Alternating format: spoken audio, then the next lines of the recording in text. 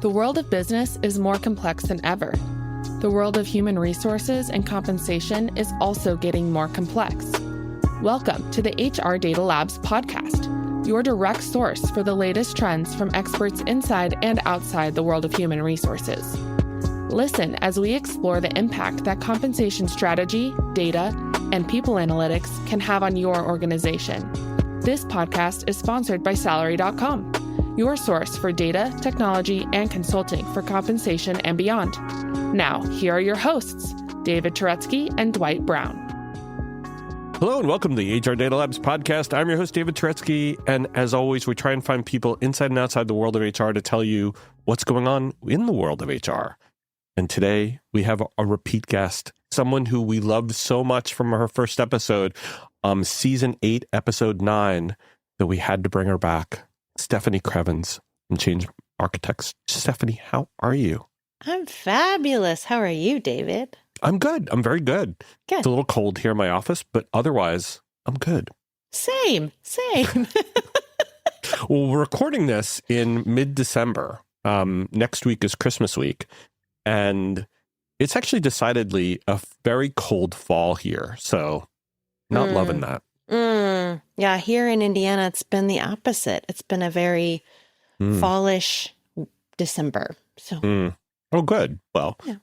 Well, and hopefully you'll have a white Christmas that everybody wishes for, because we're going to have winter weather this week. So lovely. Yes. So Stefanie, tell our listeners a little bit about you if they didn't catch episode 9 of season 8.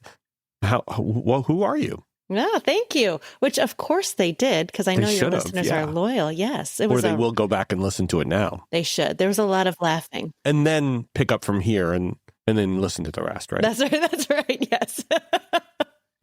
Yeah. So here at the Change Architects, we focus on upskilling and reskilling from the perspective of knowing where your organization is headed, right? Naming the strategy and then creating that operational plan and aligning the skills to what the organization needs. So we use a lot of coaching programs, learning and development, online courses to help people understand and plug into the future of their organization. So cool. And the reason why we love talking to you is it's not an HR thing, really. It's a business thing, right? You talked about the organizational goals. Yes. When people will say, are you in HR? Are you in strategy? And I go, yes. Yes. And in my mind, it's all the same. I did. You did. So, Stefanie, like we do on every episode, what's one fun thing that no one knows about you? Oh, man. Hardest question you're going to get today. I think it is. I got to think for a second. I'm such like an open book kind of person. I'm going to go with this one. It doesn't feel very spicy, which is my normal kind of go-to, I know. But I'm a really good home cook. I'm not a chef. I'm a really good home cook. Cool. And I daydream about running a lunch counter called 7 Soup, where we have 7 soups and they rotate throughout the week or throughout, the month or whatever. And sometimes I just daydream about what kind of 7 soups would I make this week, because it's fun to think about. Love mushroom barley. So if you're going to do one, please make it a mushroom barley. Check. Love. Oh, that's delicious. Yes. I love mushrooms. That's actually nothing wrong with that confession. That's actually a pretty cool one. Yeah. And it's actually actionable. You could do that. That is true. But I love cooking, and the business of cooking, I have no doubts I would hate. So all good. Well, that's why you have to have a friend who is better at the business of cooking. Ooh, good point. So if there's anybody who wants to get in touch with Stefanie, please find her at Stefanie Krievins at Change Architects. That's right. thechangearchitects.com. Exactly. There you go. So one of the fascinating things we get to do when we have repeat guests is we get to look back and say, what didn't we cover? And so today's episode is going to be kind of cool. It's going to be cutting room floor, the things we wanted to discuss on our first episode together, but we didn't have time. And as we talked about, that was season 8, episode 9. So again, if you want to stop this podcast, well, you don't have to, but stop this one, go back and listen to season 8, episode 9, and come back to this one.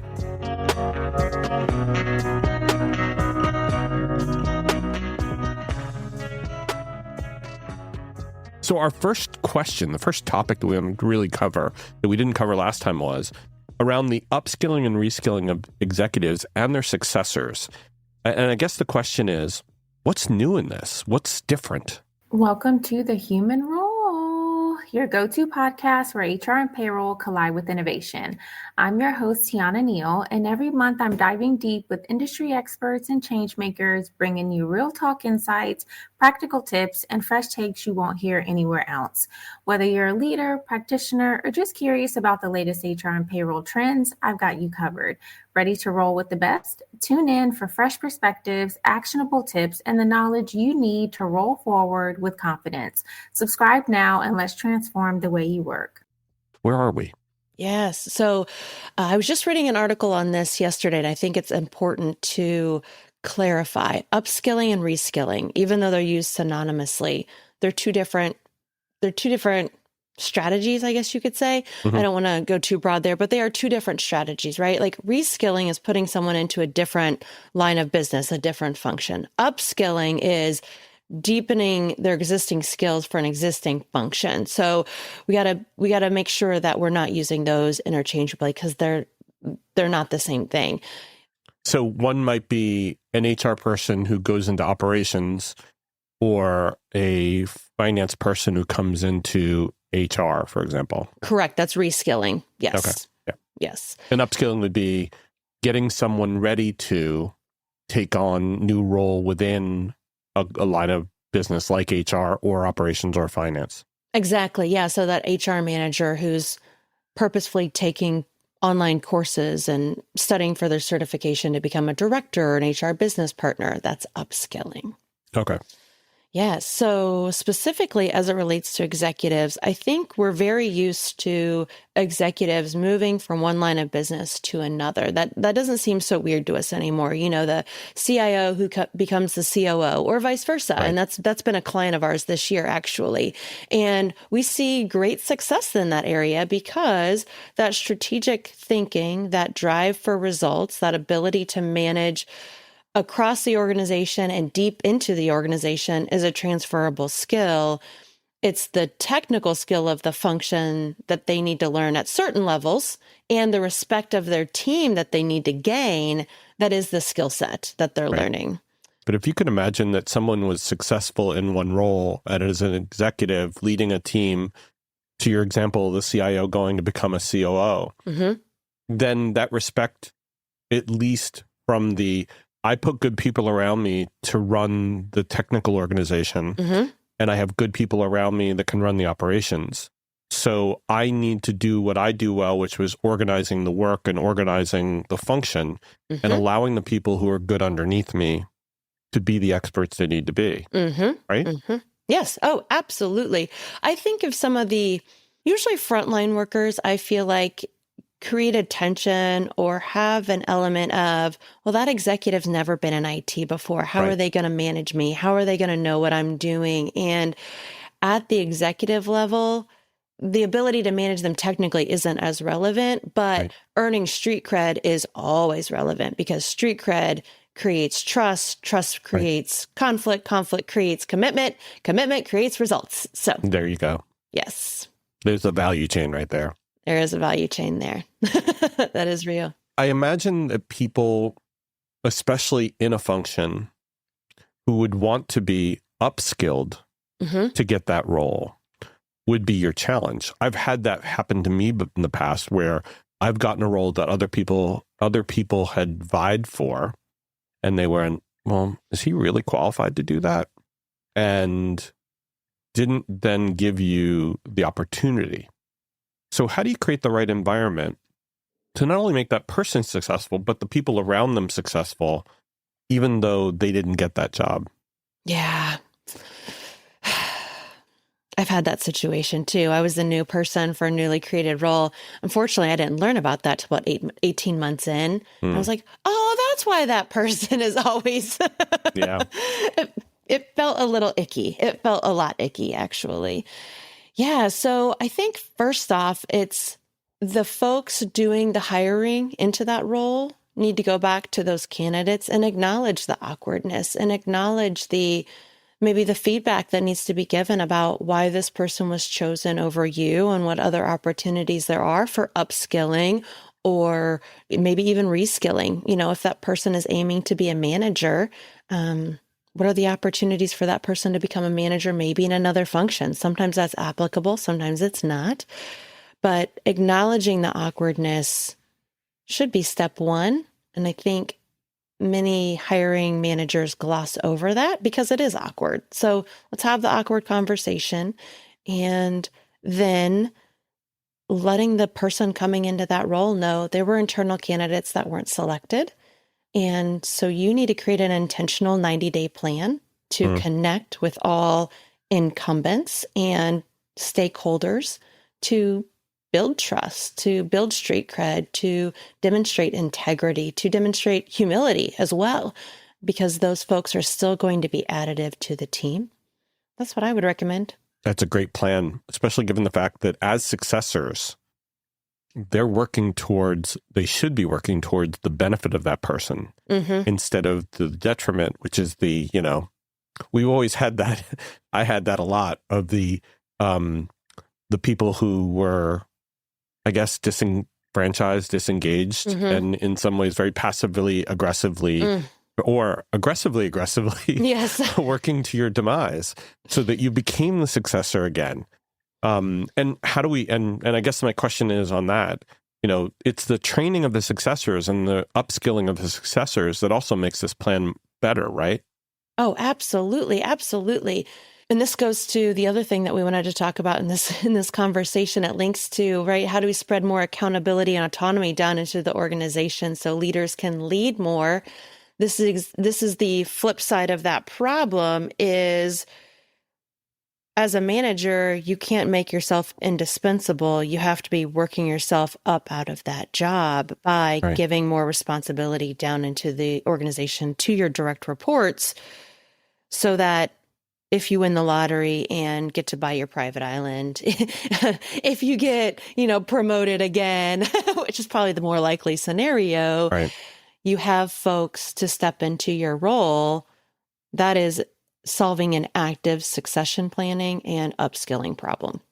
But that also kind of builds the trust there as well, because absolutely. Then those people who may be looking for your demise or your promotion or buying you the lottery tickets, they have skin in the game as well for you to be successful, because otherwise you're going to have people like the A2 Brute situation with the knives out waiting for that opportunity to just, stab you. Absolutely. And that goes again back to 90-day plans. It doesn't have to be your first 90 days, any 90-day plan. If someone is displaying passive aggressive and aggressive behavior towards you, they have 90 days to fix it. Like you need to get yourself on board with my leadership. Right. Well, having been in that situation, I had 90 days for a transition plan where that person had to leave. So it didn't work. I know. And it wasn't going to. So we sat in my office one day and had a conversation with this one person who said, I wanted that job. You didn't deserve it. I should have gotten it. And therefore I'm going to work for your demise. And I was like, okay. Clean out your desk. Let's see. Okay. Yes. That was not your decision to make. Your decision is your attitude. Right. Exactly. Like what you hear so far? Make sure you never miss a show by clicking subscribe. This podcast is made possible by Salary.com. Now, back to the show. And I guess let's go back to the other point that you were talking about, which is really important, which is the ability to provide people with the opportunities to increase their accountability. Managers sometimes get to, what's the word? It's almost myopic about the accountability that people have and making sure it doesn't step on their toes, and not providing them opportunities to grow and to basically stretch their wings a little bit and be able to take on more. Why do you think that managers feel that need to limit accountability in the context of, you aren't going to be there forever. You need people to grow. You need people to take on more because, with the way budgets are going, people are having to do with more with less anyways. Yes. What's the reticence here? I'm going to take this a couple levels deeper than I think typical managers speak here. And I shared this with the group of like 60 managers one time, and it really resonated. But I think it gets beyond the superficial answers that are out there already. So the first train of thought around this is it's not just accountability, it's autonomy. At the executive level, I hear a lot of conversations about people need to be empowered to make decisions. Right. And we use that word so often, I don't even know what that means anymore. But some thought leaders that I've been listening to, they're talking about autonomy down into the organization. I was like, okay, that makes more sense to me. Autonomy and accountability for delivering on results. So how can we get more of that? And as managers who are human beings, like we all are, I think we get triggered and our insecurities come up. And I'm a big fan of the Enneagram, the personality assessment. Have you heard of this? Mm-mm. So the Enneagram is, and I'm from Indiana, so I say it real funny, ENNEAGRAM. And it says that there are 9 different personality styles, and it's really even something deeper than personality. And they all have these core fears. And based on our styles, it's, disc kind of like down deeper into who we are. Sure. It says based on our fears of what separates us from other human beings, that's what you're going to see activated in a manager. So for some managers, it's control. For some, it's perfection. For some, it's they love to help people so much. They help everyone out of their accountability because they take on too much. Right. For some people, they want to be the shining star. For some people, they want to, they're a manager who gets locked into paralysis analysis. And so they just can't move themselves forward. Thus, the team can't move forward. So there's at least 9 different answers to why managers do that. So managers have to know themselves. Managers have to understand, why are you getting in your own way? And the only way I know how to solve for that is executive coaching. And I don't say that because we do executive coaching. I'm saying I've seen it transform humans and leaders to become less myopic and more objective. Well, Stefanie, I think one of the problems when we talk about coaching is people go, yeah, that's really great in times where we're flush with money. But when we can't afford it, that's the first thing that gets cut. And we're living in a very stressful time right now where the world is changing and the pace of change is crazy. We talk about this on almost every program, how AI is changing the world as we know it. And so coaching to me becomes almost an imperative because there are other people who figured things out. And we haven't, and we can't. Nobody's perfect. Nobody can figure everything out. And if somebody else can hold a mirror to you and say, look, here are 5 attributes, or the 9 attributes you were talking about before, where as a manager, you're failing, and here are some of the ones of the 9 that you're exhibiting. Doesn't that have an immediate ROI? Don't people then realize, oh my God, without this, how would I succeed? How can I be an impactful leader in the year 2025 without having that? I'm as perplexed as you are. And when you look at the data behind executive coaching, credible, high quality coaching has a 6-to-1 ROI. How? 6-to-1. I don't know why you wouldn't buy it. Well, now there comes down to some buying decisions, and are there less than credible coaches out there not doing impactful work? Absolutely. So that's a whole other conversation. That's going to be buying coaching and implementing coaching. That's going to be session number or episode 3 for us, David. Okay, that sounds good. But 6-to-1, training does not have that return on investment. I don't know what the numbers are on mentoring. That's usually a less cash intensive investment. There's even, group coaching and peer coaching. There's multiple ways to get coaching inside of an organization that's not as expensive as executive coaching. And you're also talking about it not for a gigantic population. You're talking about it for a very specific population. That's right. Yes. Your high potentials, maybe your managers who were once rock stars and now they've kind of stalled out. Something's happened with their engagement. Your executive leaders that must deliver this year on something impactful. Yes. But even it could be people who are wildly successful. Just because they're wildly successful in 2023 or 2024 does not mean in 2025 and beyond that they're going to be. The world is changing crazily. Yes. Crazily. Yes, definitely crazily. And so one of the things that I would suggest people do, and if you're in an HR leadership role or an HR manager role, look at the people who, to Stefanie's point, may have stalled, may have achieved their plateau. And that might be more low-hanging fruit for you in order to be able to justify executive coaching. And by the way, when we're talking about coaching, and correct me if I'm wrong here, I'm playing this back for you. We're talking about making people better leaders who then have the ability to provide that autonomy we were talking about before and making everybody around them more successful. So when you're talking that 6-to-1 return on investment, it's not even just that one person that you're getting that return on. It's you're getting the coaching and the better results from the groups that they support, correct? Oh my gosh, fabulous point. Yes, it's leaders should be leverage makers. You're right, leaders turn the output of one person into the seeming output of 5 people. That's leverage. That's what we need to be thinking about. We need to be thinking about the 20% of our folks that create 80% of the results. The Pareto principle applies in so many ways. Right. And output and value, not just output of work, but value that individuals can create when they're leverage makers. That's who you need to keep your eye on because they have a relationship with change that is healthy, that needs to be role modeled in the rest of the organization. And you don't need to be Apple or Microsoft or very large corporations to get this impact. It could be, much smaller companies, mid-sized companies even small companies where having that coaching for, that leader could really fundamentally change the outcomes of that company.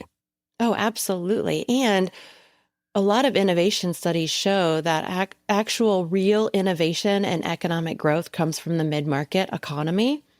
And so these organizations that are rocking 100 to 2,000 employees, everyone's definition of mid-market is slightly different, right. But these companies are creating amazing transformation in the world and in their markets and with their customers, and investments in those folks and defining innovation in your organization and what that means for leadership. Magic, absolute magic happens in those industries and in those companies. And that's the magic that happens at that one company. Let's say they leave, they go to a different company.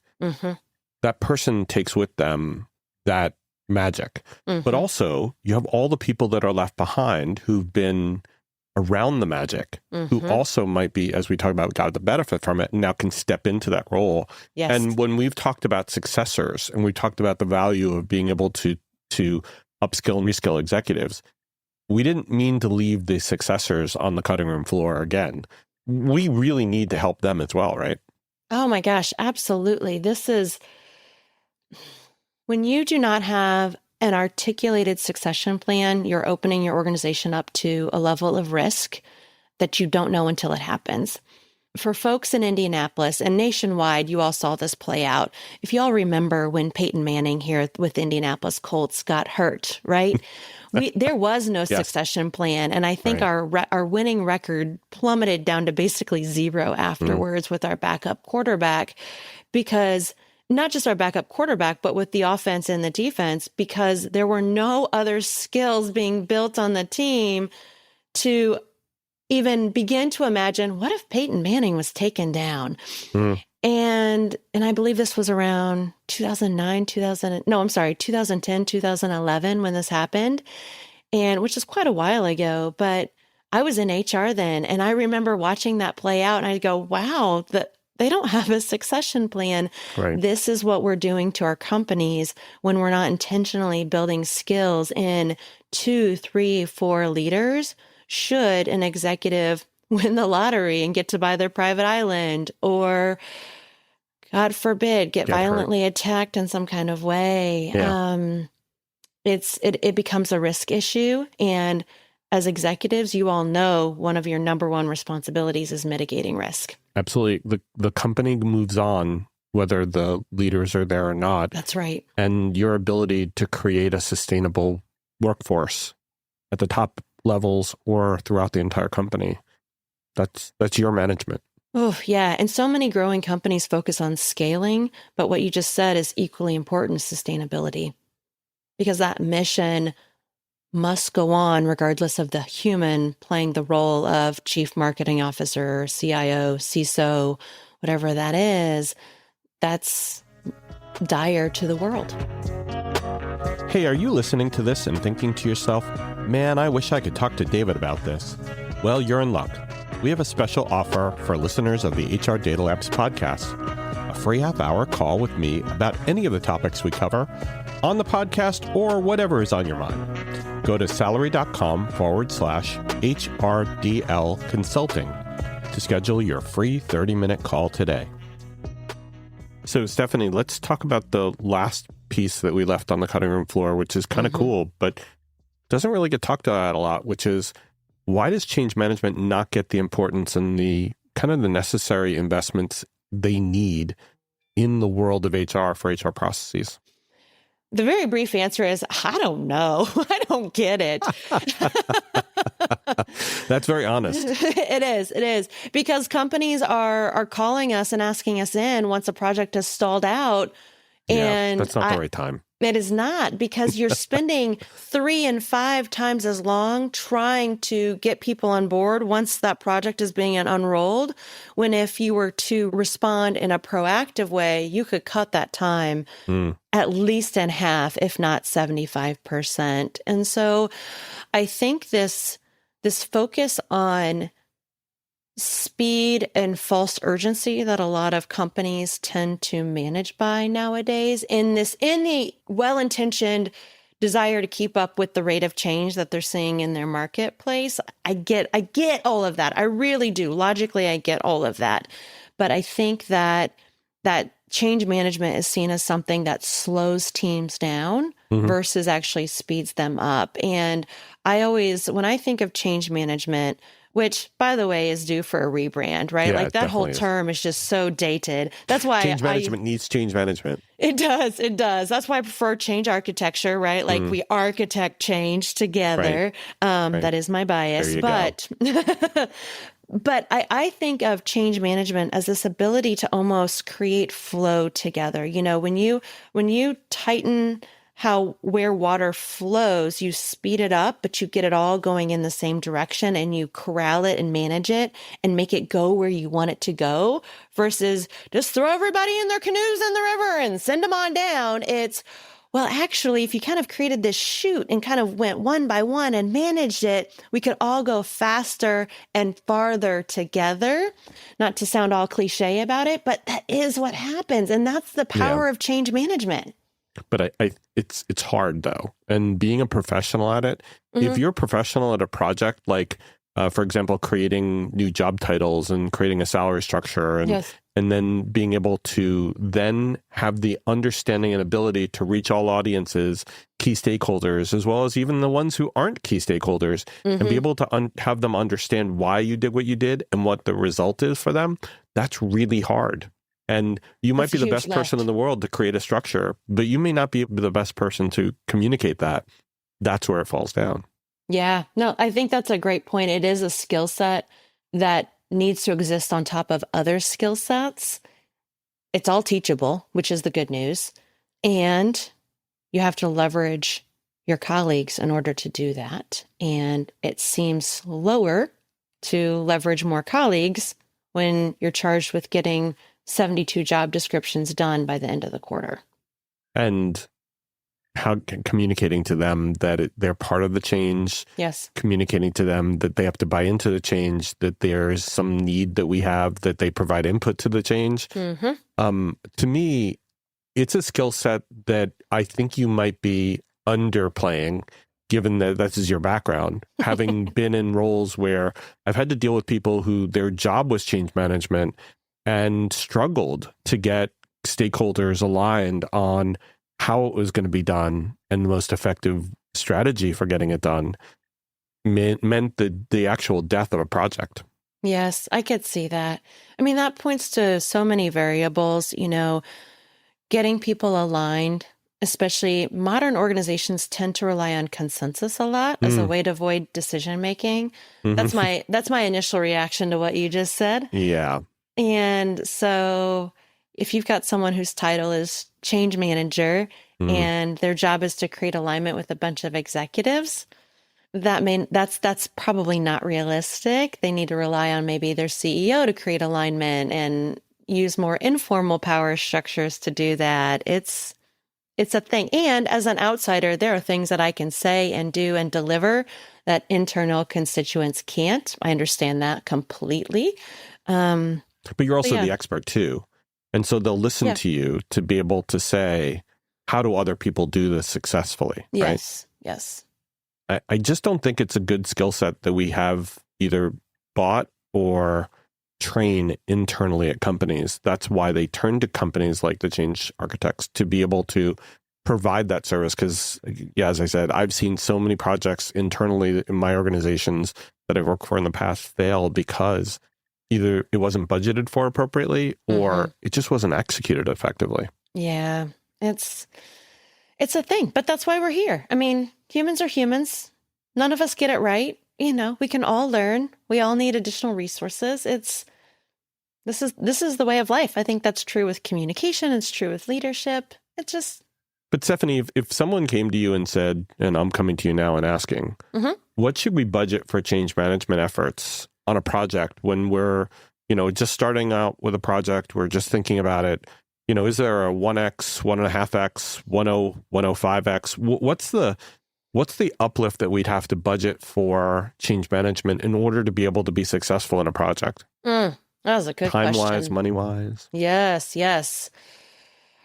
So first my brain goes to, is this project by project or is this an organization-wide competency? I would prefer to teach organization-wide competency and overlay it onto existing work versus kind of put it in a separate bucket. But to answer your question, I think a fair amount of time and dollars would be 10 to 15% to get you started. It doesn't have to be a heavy lift. I've actually taught executives how to use AI to craft your communication plan using an existing strategic framework. Wow. Yeah. That's great. And I'm not a huge AI fan because I'm a huge human connection fan. And I get that it's here and I get that it will have a role in business, all of those things. And I was teaching this group of COOs my communication framework, which is 7 by 7 by 7. So if you have a big initiative, you communicate it 7 channels, 7 messages, rinse and repeat 7 times. And just saying that, I'm like, gosh, that's a lot of work. That is. And manually, it is a lot of work, except when you give the prompt to ChatGPT, whatever your AI tool of choice is, or has been deemed appropriate by your organization's IT department, which is even more important. Put that in there. It crafts the messaging for you. It creates the cadence for you. It takes, I'm going to say 15 hours of work and spits it out in 15 seconds. It's real. But the training the person who's writing the prompt takes 10 days. That was a joke, by the way. Sorry. But I'm bumped. No, seriously though. I mean, the person who's doing that needs to have at least some acumen, right? To know what the appropriate outcome is, right? Of course. Yeah. And that's, let's say you get together, a group, your PMO staff and I taught this workshop in 2 hours and there's other levels you could build into it. But let's say we taught 3 2-hour workshops around that. Those folks invested 6 hours. Let's say you've got 10 people in there. So you've got 60 hours worth of their time in there. Right. That is a skill they now have and can rinse and repeat on every project and gain immense efficiency through ChatGPT. Wow. That is an upskilling project right there that we just created together, David. There you go.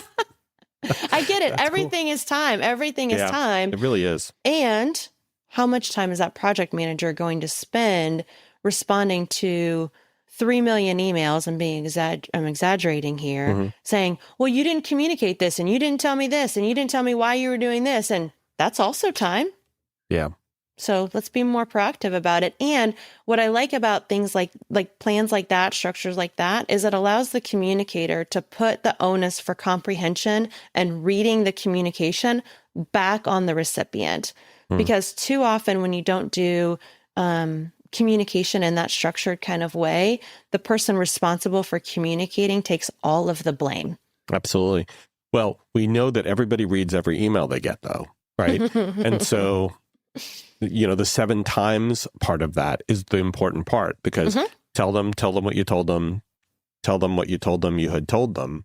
I mean, I'm not going to go all 7 times, but you know what I mean, right? Per my last email. No. Exactly. Oh my God. Oh my gosh. Good Lord, please don't put that in your emails. No, please do not. That is not a hot tip. That is not a hot tip. That will not go over well. If you had read my other 7 emails, don't use that either. Use either of those.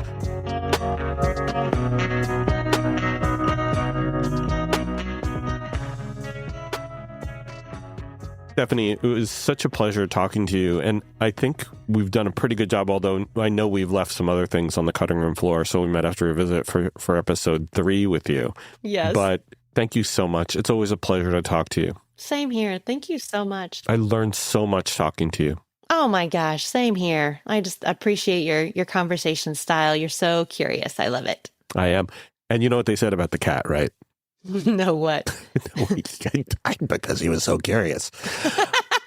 But no, thank you so much, Stefanie. You're awesome. We really appreciate it. Same here. Same here. And thank you for listening. Take care and stay safe. That was the HR Data Labs podcast.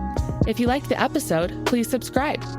And if you know anyone that might like to hear it, please send it their way. Thank you for joining us this week, and stay tuned for our next episode. Stay safe.